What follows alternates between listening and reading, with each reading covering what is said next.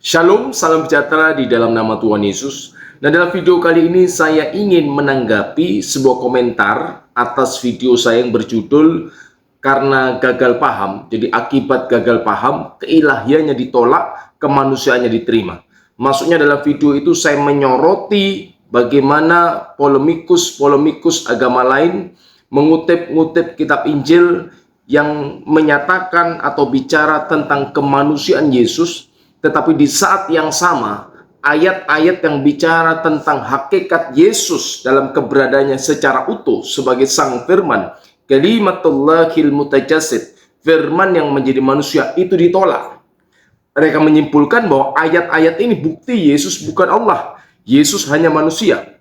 Padahal saya katakan bahwa narasi-narasi dalam Injil yang menyatakan tentang kemanusiaan Yesus itu bukan bukti bahwa Yesus bukan Allah. Sebaliknya, itu bukti untuk menegaskan bahwa Dia, Allah, Sang Firman itu, yang adalah Allah itu sendiri, telah benar-benar menjadi manusia. Itu yang dinyatakan dalam kitab-kitab Injil. Bahwa Dia, Firman yang adalah Allah itu benar jadi manusia. Sama seperti kita, hanya satu, karena Ia adalah Allah itu sendiri, maka tidak ada dosa dalam dirinya.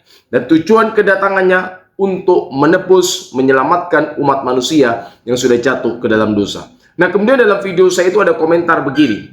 Mana ayatnya bahwa Yesus minta disembah dan tunjukkan bahwa Yesus berkata, "Akulah Tuhan." Nah, pertanyaan ini kan jelas pertanyaan bodoh. Pertanyaan awam dari orang yang memang sama sekali tidak mengerti iman Kristen. Saya pastikan dia tidak pernah membaca keempat Injil.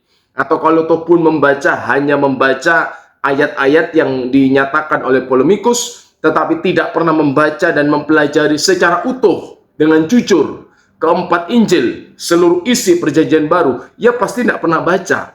Dia tidak pernah mempelajari latar belakang sejarah, bagaimana konteks pelayanan pada zaman Yesus. Ia tidak tahu. Nah, karena itu ya sembarangan saja mengeluarkan statement-statement yang sebenarnya tidak hanya menunjukkan keawamannya terhadap iman Kristen. Nah, bagaimana tanggapan kita, tanggapan saya secara khusus sebagai orang percaya? Yang pertama, pertanyaan itu menunjukkan bahwa ia tidak memahami konteks pelayanan Yesus di abad pertama.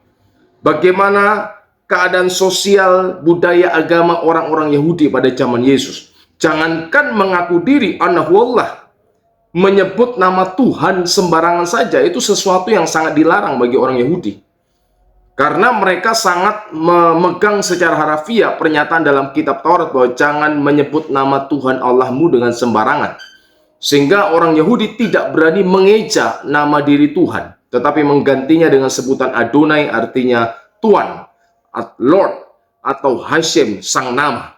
Sehingga justru sangat aneh kalau kemudian Yesus dengan terus terang ia berkata, Anahullah, Anahuallah, Anahuallah, aku adalah Allah, aku adalah Allah. Itu sesuatu yang sangat aneh. Tetapi kita bisa melihat bahwa berulang kali dalam kitab-kitab Injil, Yesus menyatakan keilahiannya. Nah, ini sangat berbeda. Ya kan, seorang presiden, seorang raja ini tidak perlu berkuar-kuar kan. Hei rakyatku, aku ini raja. Hei rakyatku, aku ini presiden. Awas kau tidak mengakui aku presiden. Itu orang yang tidak percaya diri kepada otoritasnya. Tidak percaya diri kepada jabatan keberadaannya sebagai seorang pemimpin, baik itu presiden, sebagai seorang raja. Tetapi kalau ia sadar akan keberadaan dirinya sebagai seorang raja, sebagai seorang pemimpin, ia hanya akan berkata, bertindak sebagai seorang raja, sebagai seorang presiden, tanpa harus membutuhkan pengakuan diri dari orang lain.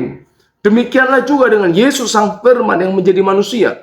Ia berulang kali melalui tindakan-tindakannya. Catat, Yesus berulang kali melalui tindakan-tindakannya, melalui perkataan-perkataannya, menyatakan bahwa Dia adalah Allah itu sendiri.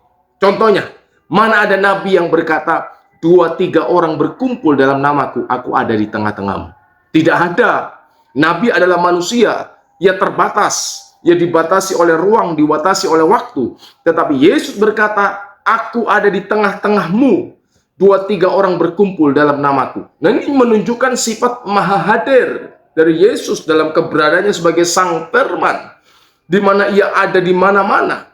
Kemudian ketika dia berkata, aku menyertai engkau sampai kesudahan alam. Di mana ada nabi, manusia yang menyatakan pernyataan-pernyataan seperti itu, bahwa ia akan menyertai umatnya sampai kesudahan alam. Tidak ada. Hanya Yesus Kristus. Dan pernyataan Yesus itu dibuktikan benar melalui kebangkitannya dari kematian. Lalu Yesus tidak pernah bangkit dari kematian, mungkin kita bisa meragukan. Mungkin kita bisa berkata, dasar orang gila, dasar orang sinting, ya kan? Hanya membual, hanya menyesatkan orang. Tetapi kita bisa melihat melalui kebangkitan Yesus bahwa apa yang dikatakan, diajarkan Yesus itu sungguh benar. Benarlah ia ketika ia berkata, sebelum Abraham dijadikan, aku ada. Aku Sang Maha Ada. Benarlah dia ketika mengatakan, aku datang dari atas. Aku datang dari surga, menunjukkan tempat keberadaan di manakah dia sebelum Sang Firman menjadi manusia. Ya memang ada di surga, berasal dari surga, dan ia pencipta dari surga itu sendiri. Nah ini yang harus dipahami. Jadi kendati pun tidak secara vulgar Yesus mengatakan, Ana wallah, aku adalah Allah, fa'buduni, sembahlah aku. Tetapi berulang kali Yesus menyatakan keilahiannya, berbicara dengan otoritas, bertindak dengan otoritas. Ketika ia berkata, hai anakku, dosamu sudah diampuni. Orang Yahudi paham, sehingga mulai ada kasak kusuk. Siapa orang ini? Ia menghujat Allah. Seorang manusia tidak mengampuni manusia. Bukankah dosa itu pelanggaran terhadap hukum Allah? Sehingga hanya Allah yang berhak mengampuni dosa. Tetapi kenapa dia menyatakan bahwa ia mengampuni dosa manusia? Itu menunjukkan hakikat Yesus sebagai Sang Firman yang adalah Allah itu sendiri. Nah ini yang harus dipahami. Yang ketiga, bahwa siapa kita? Siapa Anda memaksa Tuhan harus sesuai dengan keinginan kita? Ya kan? Tuhan itu punya kehendak. Tuhan itu punya kemauan yang itu mengatasi lebih tinggi, lebih mutlak dari kemauan dan kehendak kita. Siapa kita yang menuntut Tuhan harus sesuai dengan kemauan kita? Mana buktinya? Tunjukkan. Nah itu siapa kamu? Pangkat Anda apa? Ya kan? Dalam Quran saja berulang kali dinyatakan permintaan orang-orang kafir kepada Allah, dan Tuhan itu menolak permintaan mereka. Ya kan? Ini sebagai contoh saja. Bahwa apa? Bahwa siapa manusia yang menuntut Tuhan harus mengikuti kemauan kita.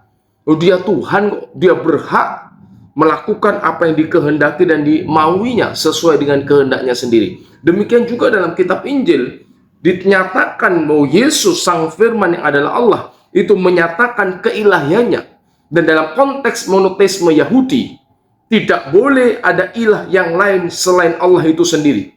Lo yihye leka Elohim akhirim alfanai, jangan ada padamu ilah yang lain di hadapanku. Sehingga kalau Mesias itu menyatakan dirinya divine, ilahi, berarti Mesias atau Al-Masih, Yesus Kristus itu harus dipahami sebagai penyataan diri Allah itu sendiri dalam daging, dalam wujud manusia. Dan ini sesuai dengan nubuat-nubuat yang memang tertulis dalam kitab-kitab perjanjian lama, bahwa Mesias itu adalah penyataan diri Allah. Mesias itu akan datang sebagai Sang Juru Selamat, dan dia adalah penyataan diri Allah itu sendiri. Nah ini yang harus dipahami bagi Anda yang menuntut, ya kan, mana ayatnya Yesus mengaku diri, aku adalah Allah, aku adalah Tuhan, maka sembahlah aku. Itu kan sama dengan pernyataan Ahmad Deedat ini dalam salah satu buku ini berbahasa Arab, judulnya begini, Arini, tunjukkan pada saya aina qolal masih, di mana Kristus berkata, ana huwallah fa'buduni, aku adalah Allah maka sembahlah aku. Ini pertanyaan yang bodoh, yang tidak memahami konteks sejarah, tidak memahami konteks teologis kitab suci. Karena itu pahami, belajar dengan baik iman Kristen sebelum Anda mengeluarkan statement atau memberikan pertanyaan-pertanyaan yang bodoh, yang memang menunjukkan ketidaktahuan Anda terhadap kekristenan. Nah, kiranya apa yang saya sampaikan ini menjadi berkat bagi kita semua, semakin teguh beriman dalam Kristus. Amin. Tuhan Yesus memberkati.